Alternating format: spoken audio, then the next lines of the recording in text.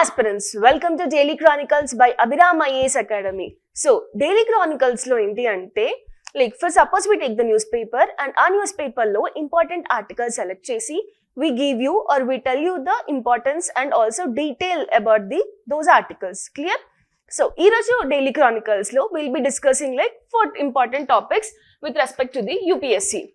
So, the 4 topics are retail inflation, Global Gender Gap Report, which is given by the World Economic Forum. And also let's talk about the state and trends of carbon pricing 2025, which is given by the World Bank.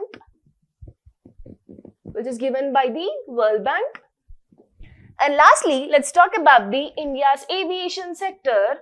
This is in news because yesterday the very sad tragedy has happened. Tragedy, that is, you all know, Ahmedabad plane crash. So in this perspective, we will discuss about the 4 articles. Clear? Chalo, let's start. The first article we'll be discussing about the retail inflation. Now, why this is in news?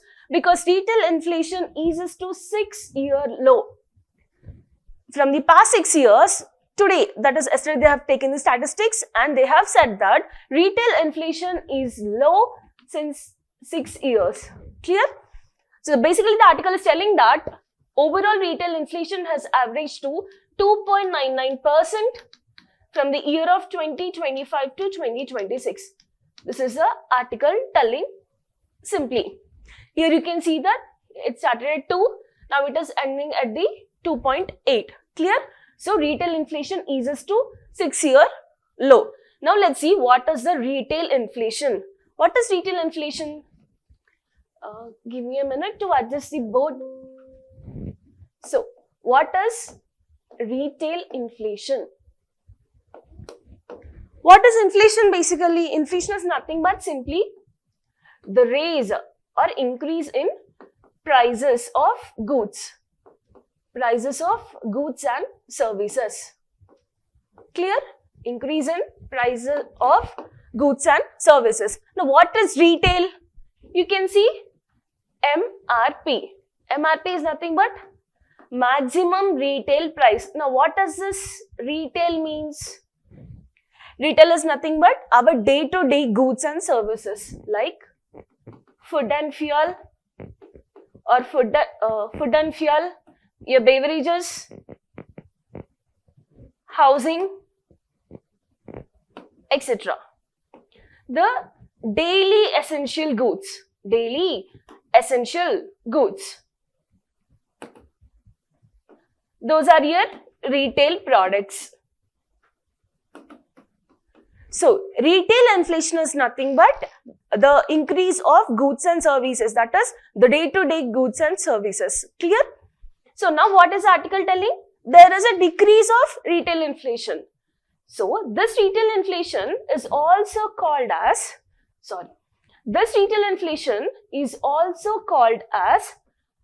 consumer price index. Consumer price index. That is in short your CPI. CPI inflation. Clear? Retail inflation is also called as consumer price index inflation. Remember this. Now, let's see in detail. So, retail inflation, what is retail inflation here? Retail inflation is also known as consumer price index inflation, where it is tracking the change in retail prices of goods and services that households purchases, that is in common people purchasing, that is household purchase for the daily consumption. Simple? Now, next term. What it is reflecting? It is reflecting the overall price movement and purchasing power of the consumers. Clear? What is purchasing power? How much we are able to purchase the goods. Clear? So it is reflecting the overall price movement and also purchasing power of the consumers. Clear? Retail inflation is also called as CPI inflation. Remember this. Now, how is the CPI index calculated? So, CPI index is calculated like cost of a fixed basket of goods in the current year and with respect to the base year divided by the base year. So, fixed basket of goods in present year divided by the fixed basket of goods in the base year multiplied with 100. Now what is base year for this? It is 2012. Now who measures the CPI? It is measured by the National Statistic Office under the Ministry of Statistics and Program Implementation. Clear? So the base year here it is 2012. Who is measuring this? NSO is giving the official statistics. What is NSO? National Statistics Office under Ministry of Statistics Program Implementation. Clear?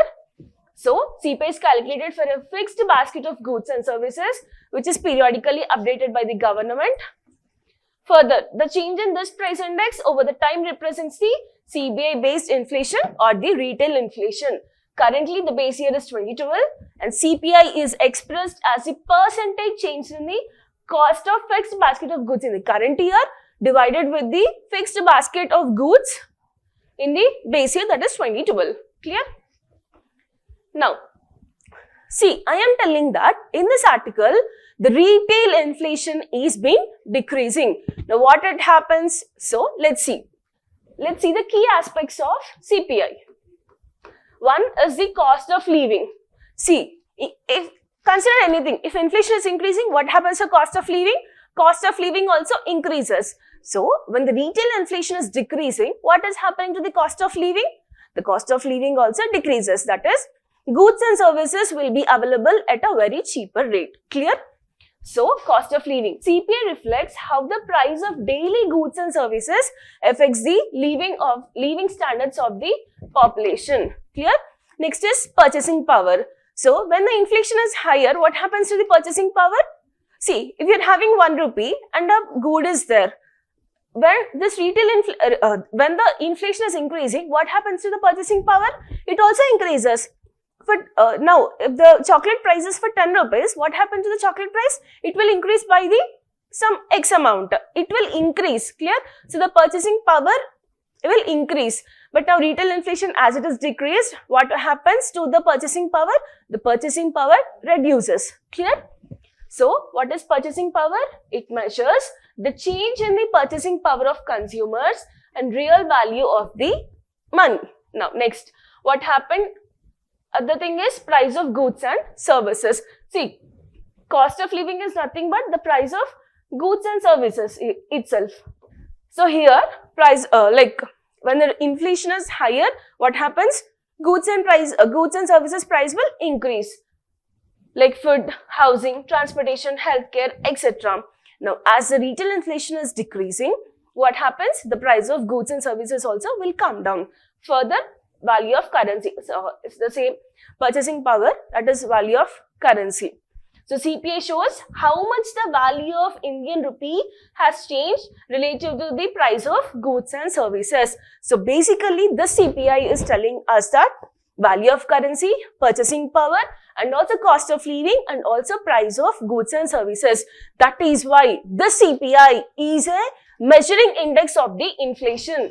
CPI is the measuring index of inflation considered by the RBI, that is Reserve Bank of India. Clear?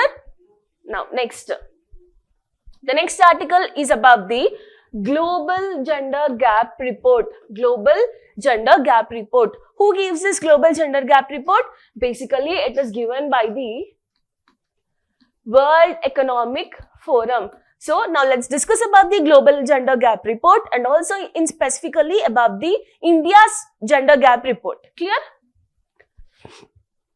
So, the article has mentioned that World Economic Forum's Global Gender Gap Report 2025 has marked India at the place of 131 out of 148 countries with a parity score of 64.1%. That is 64.1%. And also report has been highlighted that India is among the lowest ranked countries in the South Asia.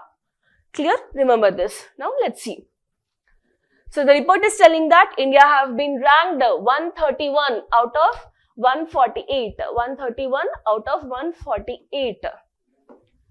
Where the score is The gender parity score is 64.1%, and the report indicates that there is a marginal decline of India's rank from last year to now. So the last year position was 129. Now the position is 131. But see, it was out of 146 countries. Now it is out of 148 countries. So previously it was 129 out of 146. Now it is 139 out of 148. Clear?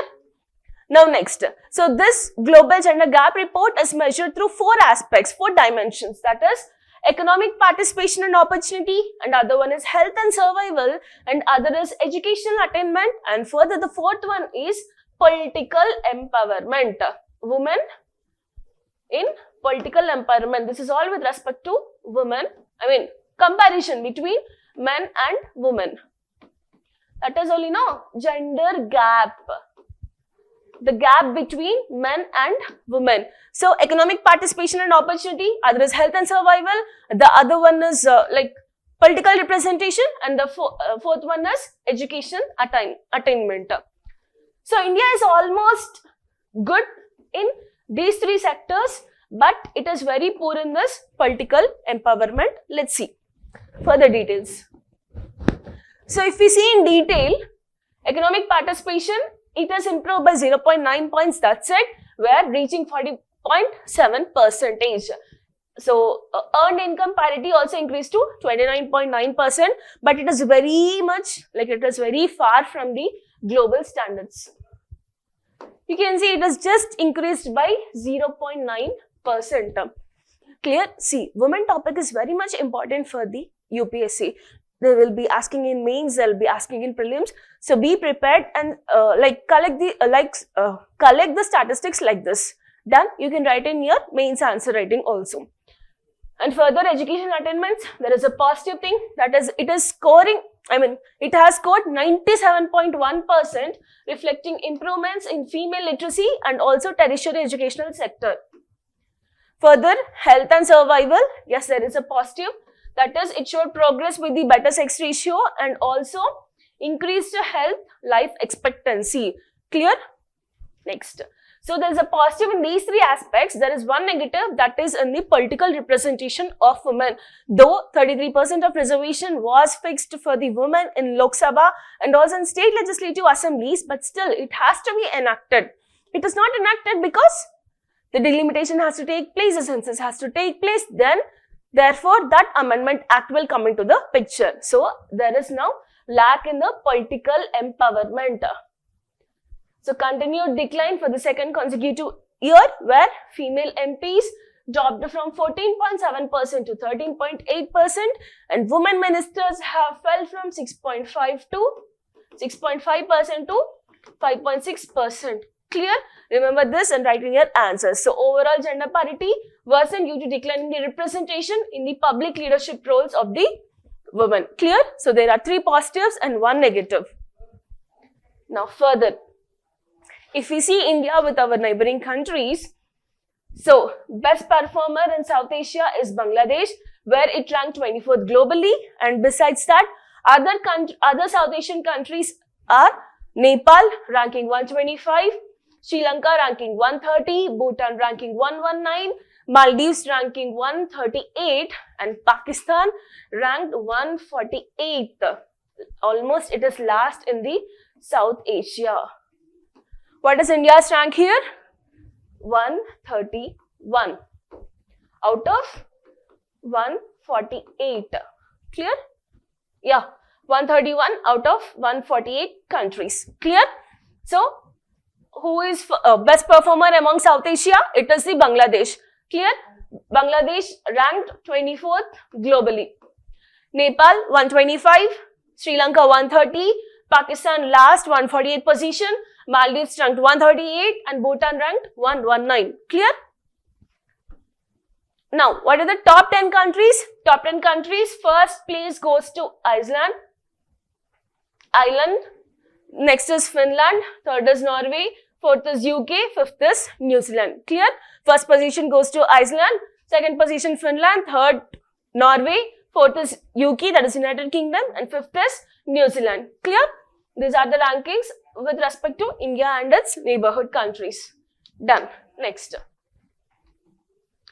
And also, World Economic Forum has said that, report also said that full parity remains, for achieving the full parity, that is 100%, we have to still wait like 123 years more. Clear? So, next, let's see like what are the World Economic Forum reports, other World Economic Forum reports. So, one is Global Competitiveness Report. Remember, Global Competitiveness Report, Energy Transition Index, Global Risk Report, this is important. And other is Global Travel and Tourism Report. These four are important, remember this. So, Global Gender Gap Report is given by World Economic Forum, and further Global Competitiveness Index, Energy Transition Index, Global Risk Index, and also Global Travel and Tourism Report is also given by the World Economic Forum. Clear? Now, coming to the third article. The third article is about the state and trends of carbon pricing. Carbon pricing 2025. Now, who has given this report? So, this report is given by the World Bank. What is the report about? State and trends of the carbon pricing 2025. Now, let's see what is carbon pricing. Carbon pricing is very much important topic for the environment. For the environment subject in UPSC. See, simple terms, carbon pricing. Two terminologies are there. Break it down. Pricing of the carbon. Clear? So, we are keeping some tax or we are pricing the carbon. Clear? Why we are pricing and what is the issue? Let's see further. So, carbon pricing is an economic tool which is designed to assign a cost to the emission of the greenhouse gas emissions, which encourages emission reductions and internalizes the climate change externalities. For example, floods, health costs. These are the climate change externalities. That is, they are becoming more due to the climate change. Clear? So, what is carbon pricing? Simply it is nothing but keeping some amount of tax or keeping some amount of pricing for the carbon. Clear? Now, for whom we are pricing this? For the countries who are producing more greenhouse gases or for the countries who are producing more carbon dioxide. Clear?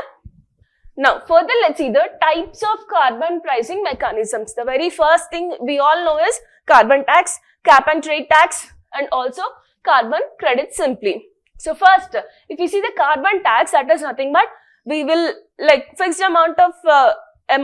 amount will be there where if the countries are exceeding the carbon price, then we will keep the sanctions or will collect the tax. Clear?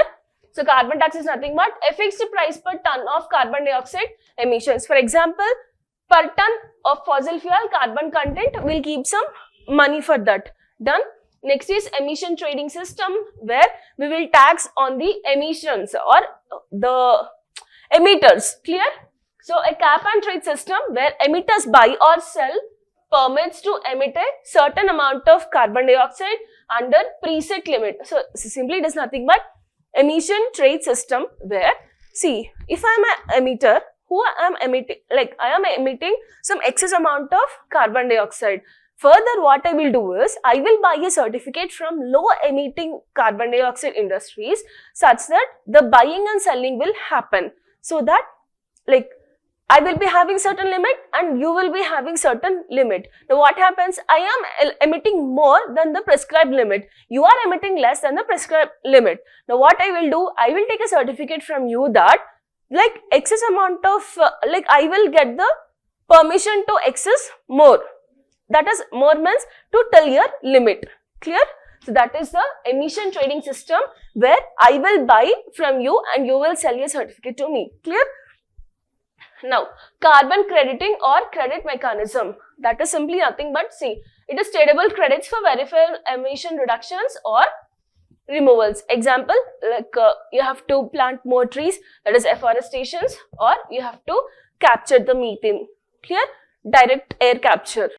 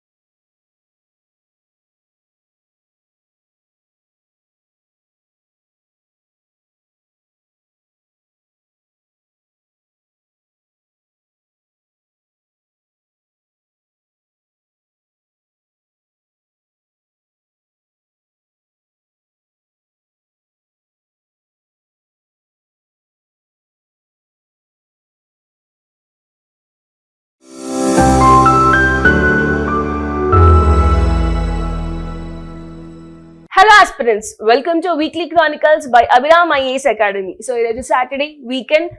So, అందుకని ఈరోజు the most uncovered topics in this week select చేసుకొని today I am discussing those topics such that I have selected 5 topics. So, first let's see the topics for today. So, ఈరోజు we'll be discussing about the NBFCs and also 50 years of national emergency, and we'll be discussing about the fertility rate and UNFPA. Further, we'll be discussing about the Wildlife Protection Act of 1972, and lastly, we'll be discussing about the Chenab Railway Bridge, which was recently inaugurated by the Prime Minister. Clear? So, ee topics gurinchi detail ga telusukundamu. First is about the NBFCs. Now, why it is in news? It is in news because Flipkart, that is the e-commerce company, Flipkart secures NBFC license. So this is the first e-commerce company to secure the NBFC license from the RBI. So becomes the first Indian e-commerce player to offer the direct lending. అసలు NBFC అంటే ఏంటో first చూద్దాము. తర్వాత ఒక కంపెనీకి NBFC credit ఇవ్వాలి or status ఇవ్వాలి అంటే దాని రూల్స్ ఏంటి అనేది కూడా తెలుసుకుందాము. First let's start with the NBFC. అసలు NBFCs అంటే ఏంటి ఫస్ట్?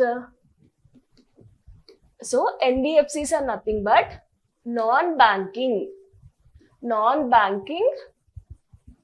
Financial companies.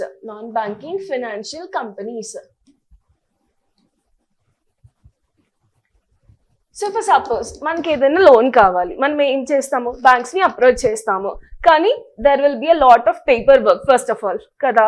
సో దాన్ని అవాయిడ్ చేయడానికి we will be also lending from the non-banking financial companies. So these non-banking financial companies comes under the Companies Act. Mari banks ki or like banks ki non-banking financial companies ki difference enti? So these non-banking financial companies, they do not accept demand deposits. They do not accept the demand deposits, and further they doesn't give credit to the agriculture, that is they do not give loans for the agriculture loans, that is primary sector, and also industries ki kuda ivvadu.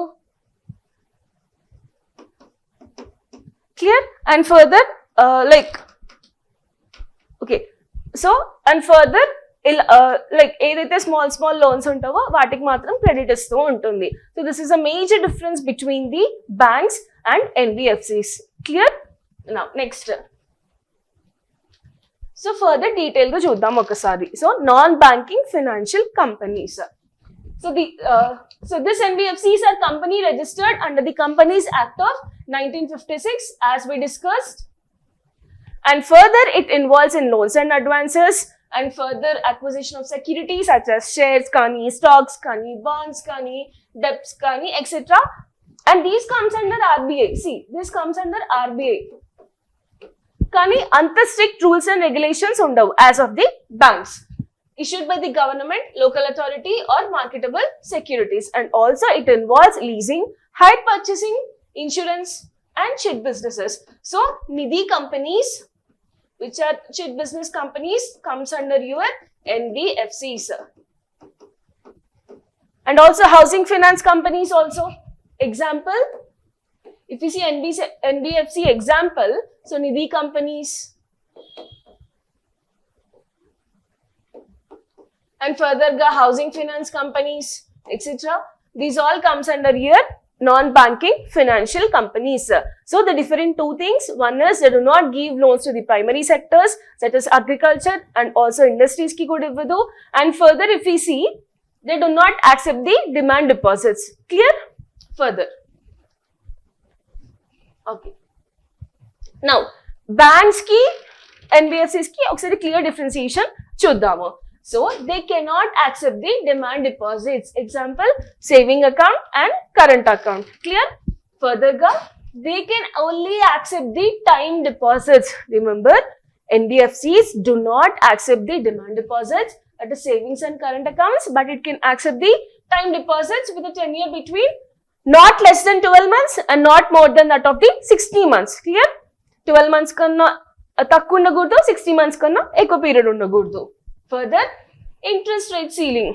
So NBFCs are also guided by the RBI. So RBI కొన్ని set of rules and regulations ఇస్తుంది, ఇంత set of ceiling limit ఉండాలి అని చెప్పేసి. Done. So NBFCs cannot offer interest rates higher than that of the 12.5% per annum. Remember this, NBFCs cannot they cannot offer the interest rates higher than that of the 12.5%, and this is set by the RBI as prescribed by the Reserve Bank of India. Further, there is also no deposit insurance. Remember, unlike the banks, there are depositors of NBFCs are not protected by the deposit insurance scheme, that is DICGC. That is Deposit Insurance and Credit Guarantee Corporation. Clear? So these are the differences between banks and non-banking finance companies. Kani oka doubt raవచ్చు, మరి ఎందుకు mami NBFCs? So they will give you the easy loans and advances. If you go to the bank, there are certain paper processes or certain rules or certain collaterals we have to submit. Ikkad matram the lending will be very easy. The loan process or taking the amount or giving the amount will be very easy to you. Done? Now, further, who regulates this? As we saw, RBI regulates this, and also Ministry of Corporate Affairs and RBI jointly manages the regulation of the NBFCs. And tarvata, who issues the licenses? RBI issues the licenses, regulates the operations and ensures compliance with the norms and regulations. Clear? So regulation process ever chestunnaro Ministry of Corporate Affairs jointly by the RBI. And further, మరి Flipkart e-commerce company కి NBFC credit వచ్చింది కదా, NBFC status. అసలు NBFC status రావడానికి ఏంటి process? So the company must be incorporated under the Companies Act of 1956 or 2000 or 2013.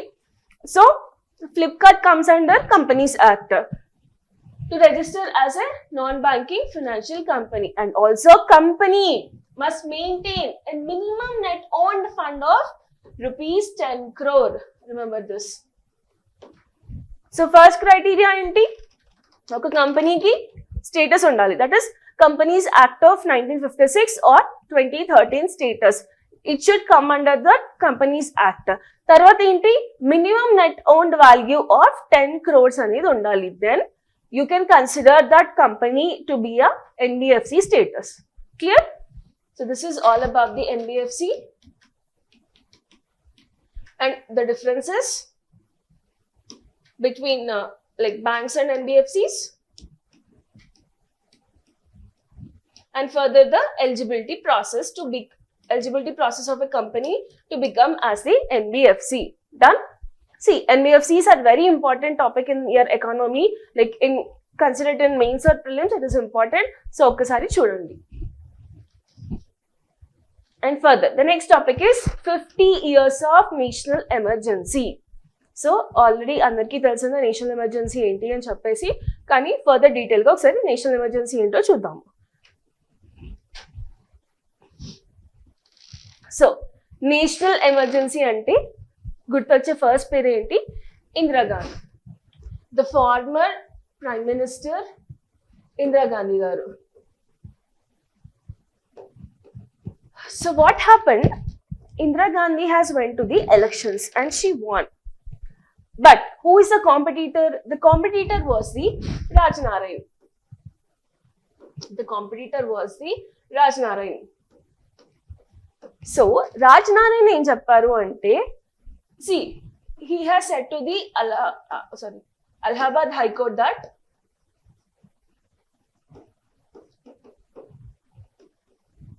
నాకెందుకో ఇందిరా గాంధీ గారు mall practice చేసి గెలిచారు, she has been use government funds అని చెప్పేసి అలహాబాద్ హైకోర్టులో గవర్నమెంట్ ఫండ్స్ యూజ్ చేశారని చెప్పేసి అలహాబాద్ హైకోర్టులో కేసు వేస్తారు అన్నట్టు. అండ్ తర్వాత Indira Gandhi will go to the supreme court. Indira Gandhi will go to the supreme court. Actually, Allahabad High Court lo she will found to be guilty. Indira Gandhi will be found to be guilty. కానీ madam ఏం చేస్తారు, madam will approach the supreme court. The hearing will come, the hearing is about to come. అప్పుడు ఏం చేస్తారు, she will use her she will use her power and she will tell that ఇలా మనం కొట్టుకుంటూ ఉంటే outsiders are attacking us, that is neighbors, our neighbors are attacking అని చెప్పేసి she will declare the national emergency. Clear? She will declare the national emergency. Sorry. She will declare the national emergency. Citing that India is under the external threat. Is under the external threat. So what happened? Opposition has been detained. Public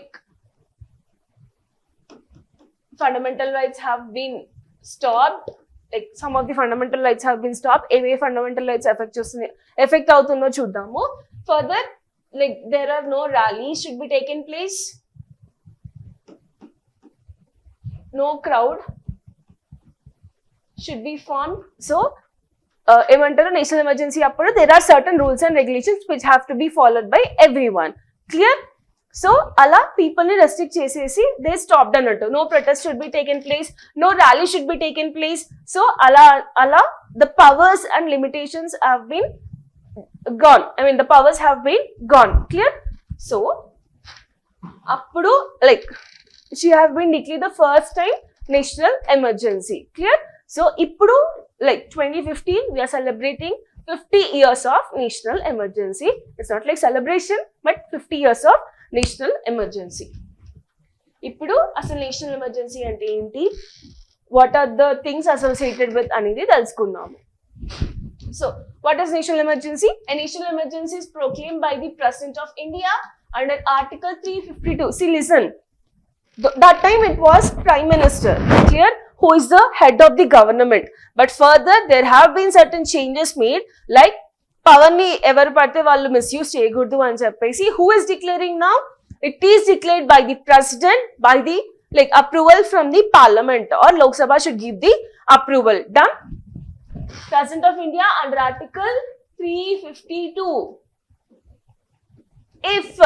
If the security of India or any part is threatened by the war, external aggression or armed rebellion, that is the internal emergency.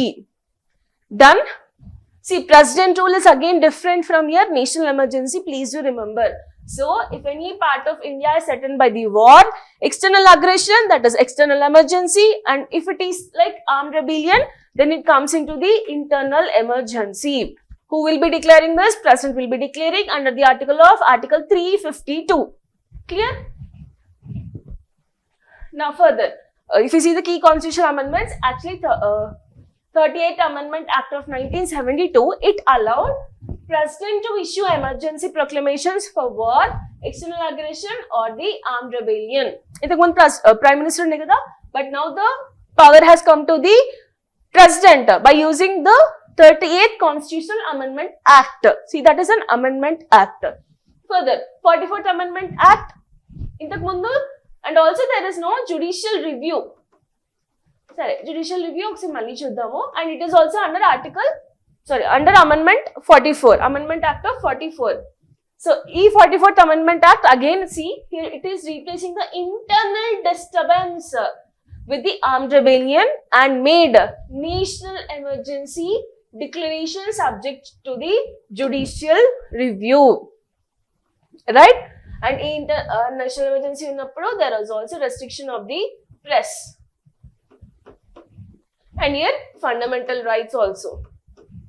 So 44th Amendment Act of 1978 have been replaced the internal disturbances with the armed rebellion and made national emergency subject to the judicial review. And further, let's see the approval and duration. Approval enta undali? So parliament approval ante normal Lok Sabha period enti 5 years. National emergency ఉన్నప్పుడు you can extend for 1 year at a time. Clear? You can extend the Lok Sabha for 1 year at a time. So, parliamentary first approval చూద్దాము. The emergency proclamation must be approved by both the houses of the parliament within 1 month. Originally it was like 2 months, but now it is within 1 month. Duration ఏంటి? So, it lasts for 6 months.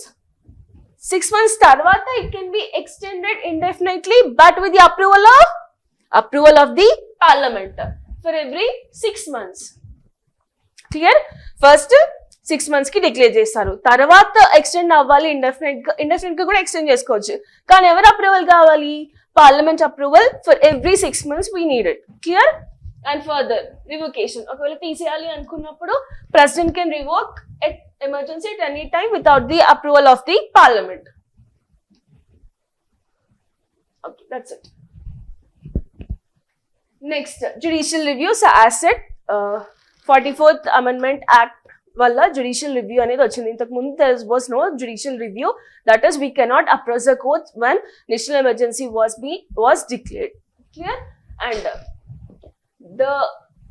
And this is associated with the Minerva Mills case. The Supreme Court ruled that an emergency proclamation could be challenged if it was like modified or based on the irrelevant factors. That is with respect to the Minerva Mills case, and it was approved by the 44th Amendment Act of 1978. And further, national emergency ఉన్నప్పుడు effects ఏంటి అంటే Lok Sabha, the term of Lok Sabha will be beyond 5 years కదా, and also state legislative assembly. So national emergency ఉన్నప్పుడు who will hold the powers? The power is held by the parliament. So parliament can extend a state assembly's tenure 1 year at a time, but the extension cannot exceed 6 months after the emergency have been closed. Then emergency close అయ్యాక మళ్ళీ extend చేయడానికి further only 6 months of time period ఉంటుంది అన్నట్టు. If at all extend చేయాలి emergency తర్వాత అంటే we can't do. Clear? So Lok Sabha, the term of Lok Sabha can be extended beyond 5 years by the parliament for 1 year at a time. And other thing is assemblies, state legislative assemblies, parliament can extend a state assembly tenure for 1 year at a time, but the extension cannot exceed 6 months when the national emergency comes to the end. Clear? Tarvata, now this is very important, that is fundamental rights gurinchi. Remember this, for Article 358 will state that it will suspend the Article 19. What is Article 19? Freedom of speech, assembly, etc. during the external emergency. Remember. So Article 19 will be suspended for the entire country. And further, Article 359 allows that President to suspend fundamental rights except year 20 and 21. Clear? National emergency రాగానే Article 19 will be suspended with respect to the Article 358. కానీ further గా వేరే article suspend చేయాలి except 20 and 21 అన్నప్పుడు Article 359 comes into the picture.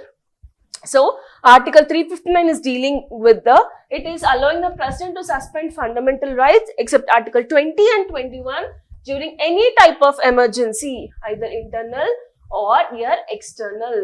Clear? So Article 358 is suspending here Article 19 when there is an external emergency situation. But when it is coming to the Article 359, it allows the president to suspend the further articles, both internal emergency or external emergency. But remember, at any point of time, here Article 20 and 21 are not being suspended. Clear? Avi suspend cheyaradu. Done? Next. So that's all about the national emergency in detail. So like 50 years of national emergency kabatti, for further prelims be prepared. President rule also is in use. Be prepared with president rule also. See, when you are reading such articles, keep a notes. Okay, notes పెట్టుకొని daily news paper లో నుంచి ఏమేమి important articles వస్తున్నవి ఒక book పెట్టుకొని note down and also write most important points. Search from అంటే PAQs చూసి previous year questions చూసి ఏది important, I mean next exam ఎలా ఉంటుంది, నెక్స్ట్ ఎగ్జామ్ లో క్వశ్చన్ ఎలా అడగొచ్చు, there itself you can predict అన్నట్టు. Clear? So first be thorough with your previous year questions, be thorough with your static, and also basics are very much important. Clear? ఎంత basic foundation strong unte anta you can clear your exam. Done? And the next is the fertility rate and UNFPA. Now why they are in use? Because India's population reaches 146.39 crore, but fertility rate drops below the replacement level. Let's see what is the fertility rate, let's see what is replacement level, and let's see the UNFPA who has given this State of World Population 2025. So one good news is that India is world's populous country. That is the world's first largest, world's first most populated country. Clear? First in ranking with respect to the population, in simple words. Second is China. So, ఇప్పుడు అసలు fertility rate అంటే ఏంటి, replacement level అంటే ఏంటి, UNFPA అంటే ఏంటో తెలుసుకుందాము. First fertility rate.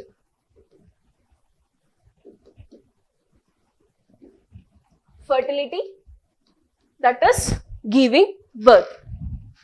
So oka woman period consider chesinappudu, like age considering from 15 to 49 years of age, this is woman most reproductive age where she can reproduce. Clear? So ee reproductive age lo a woman on an average how many births she is able to give. So that is the fertility rate.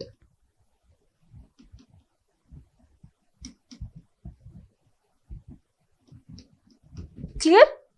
So on an average in the reproductive age of women, how much she is able to reproduce, how many kids she is able to bear, or how many kids she is able to reproduce, that is called as her fertility capacity or fertility rate on an average. Done? Mari replacement level ante enti? Replacement level. Replacement level is nothing but like, but for suppose 2 kids unnaru, that is 2 kids are replacing their parents. Avuna kada? So oka couple ki 2 kids unnaru. So they are replacing, these kids are replacing those couple. Avuna kada? So that is simply nothing but your replacement rate. India replacement rate on a globally replacement rate is like 2.1. Why this 2.1? What is this 0.1 is indicating? Eppudaina chuste it is like 2.1 or 1.9. What is this? Why can't it be 2? So 2.1 enduku ante, see, not all the kids who have been born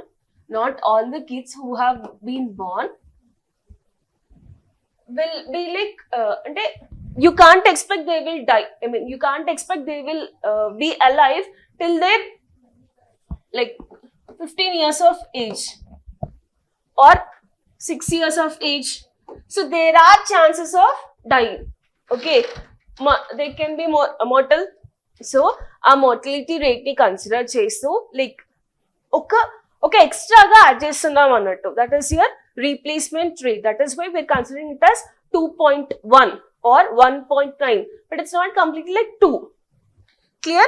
So I will tell you again. So 2.1 and endu consider chestunnam ante 2 kids is fine. Mara 2 kids lo oka kid chanipothe we can't replace kada, andukani an extra child we are keeping annattu, whether due to unfortunate situations if the child dies, so a child chanipothe ela ani cheppesi, so we are keeping the replacement value as 2.1. Clear? Now let's again see what does the fertility rate means. So as we saw the definition, it is average number of children that a group of women would have by the end of the reproductive ages, like age is between 15 to 49, assuming they have experienced the current fertility rates throughout their lives and there is no mortality. So expression TFIR is expressed as the children per woman. Number of children per woman.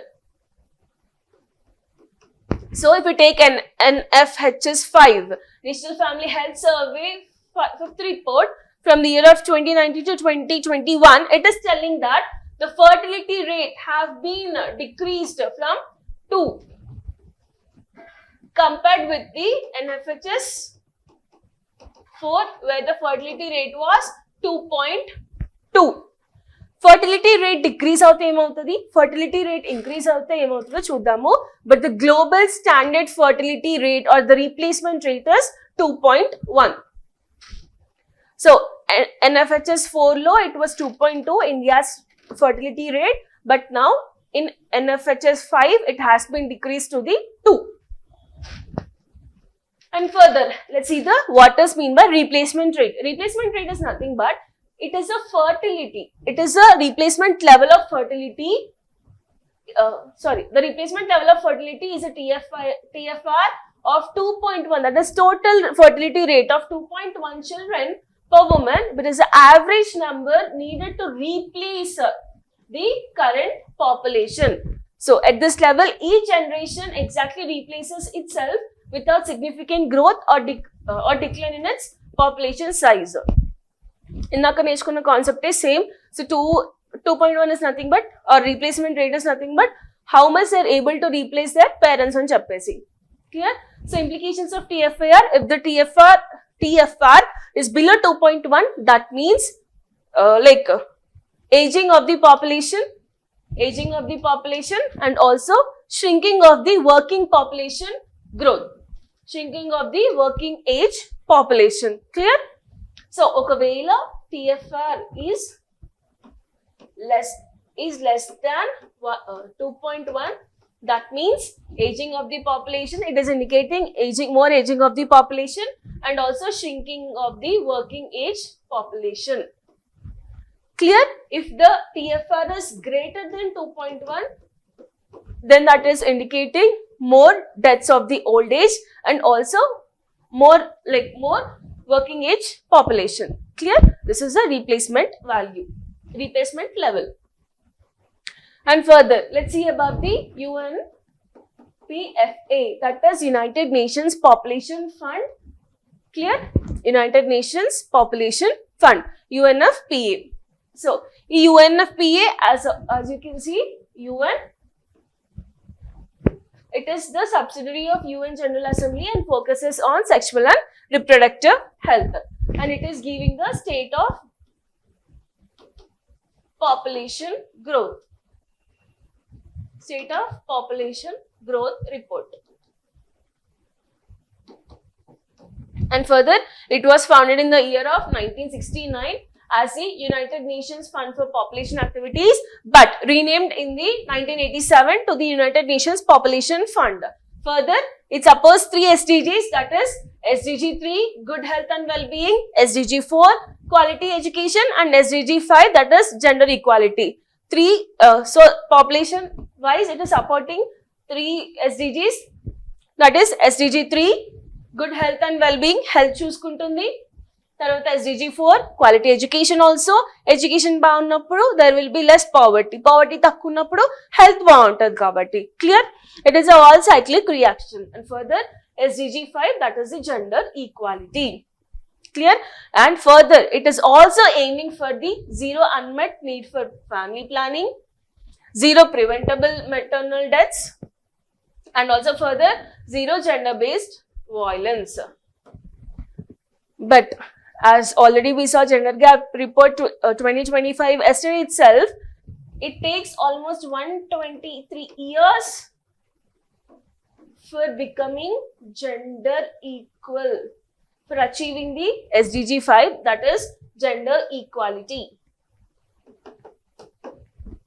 So we have to wait for 123 years to make this thing come true. Clear? So basically UNFPA transformative goals by 2030 are zero unmet need for family planning, zero preventable maternal deaths, and also zero gender-based violence. That's it above the fertility rate, replacement rate, and UNFPA. Now further, let's discuss about Wildlife Protection Act of 1972. Why it is in use? It is in use because Kerala wants Wildlife Act amendment to allow it to kill some of the animals. అందులో the main animal is monkey. ఎందుకు? So Wildlife Act లో in Wildlife Act and recently amended Act, there are 4 schedules. Schedule 1, highest priority animals, where you can't kill the animals without the permission. Clear? Kani, but Kerala is facing a problem with some of the animals which are placed under the Schedule 1, like tigers, monkeys, peafowls, that is peacock. Clear? Certain animals walla they are facing a problem such that there are approximately almost 1,000 people have been killed by these animals. That's why Kerala government have been requesting that remove certain animals from the Schedule 1 so that we can cull those animals and cheppesi. They don't want to kill it, but they just want to cull them. Clear? Let's now in this context, let's talk about the Wildlife Protection Act of 1972. So, Wildlife Protection Act of 1972 provides protection for wild animals, birds and plants, and also management of their habitats, and also regulation of the trade in wildlife and related products. So, as you can understand, it is protecting the wildlife, wild animals and the birds and their habitats. So, simple ga chuseddamu. 4 schedules untavi. Intaku mundu 5 undevi. Now it has become intaku mundu 6 undevi. Now it has become to the 4th. So, Wildlife Protection Amendment Act of 2022, that is recently amended, where Schedule 1 is species with highest protection like tigers, elephants, lions, etc. Next is Schedule 2, species with lower protection. And further is third one. See, Schedule 3 is dealing with the plants, protected plant species. Clear? Further is Schedule 4, which is dealing with these species listed under the size, that is Convention on International Trade and Endangered Species. Clear? So, ఇంతకు ముందు 6 ఉండేవి, ఇప్పుడు amend అయ్యాక it has become to the 4. Schedule 1 highest protection, Schedule 2 lowest protection, Schedule 3 is dealing with the plants, and Schedule 4 is species listed under the sites. So, Schedule 1 లో ఉన్న animals ని ఎవరు if you are killing them, you are under breach of law. You are punished. Clear? So, ఒక chief wild life warden ఉంటారు and also district magistrate permission కావాలి. But now what Kerala government is demanding that certain animals are harming the humans. So, we want to kill those animals or we want to diversify those animals. We need the permission ani చెప్తుంది అన్నట్టు, because it is causing wildlife human conflict. Human animal conflict అనేది జరుగుతుంది కేరళలో. So give permission to కల్ those animals అని చెప్పేసి Kerala government is asking. Clear?